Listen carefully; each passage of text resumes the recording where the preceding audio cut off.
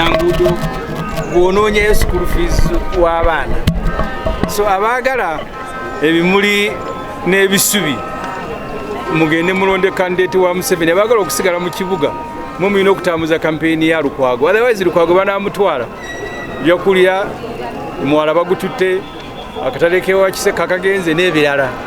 So dwe lutalo olukulu oluli mu kibuga Kampala zine entale endala ezisigadde we tunaba tuwangudde luno engudo tujja kuzeera ewa tweyazeke abantu bakomati wa president libaji we bana mwagala ko genda na president bameka golowooza nga nkutte nkasi Museveni asobola kumusinga okukulembera Uganda eno nange nziyoza wa president mu Uganda mukyeko okubeera ni president omu at any one moment era ffe tukyateesa ne bannaffe abaala bonna ekizibu ky'obwa president bwe tunaba tusobole tukisimbeko omuntu omu tetulina nnyo appetite tetugenda mu byakulonda nga tulinganga nti lwamu tusimbewo ewaffe n'agwa naye tetwagala kgenda nga tugenzemu kuwangula mulimu abalina eyo mentality tusimbewo ewaffe tunaagwa naye ekyo mu PFF tekiriyo tugwa n'owa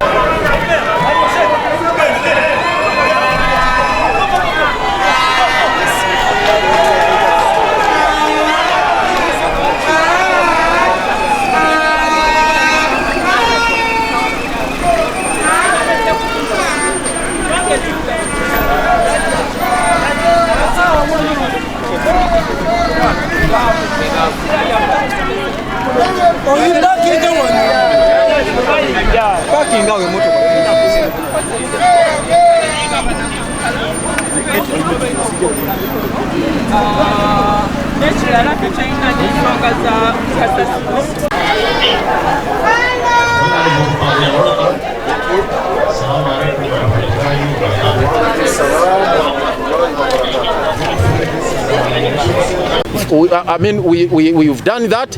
Now this is a phase where we are going to emphasize implementation of these plans.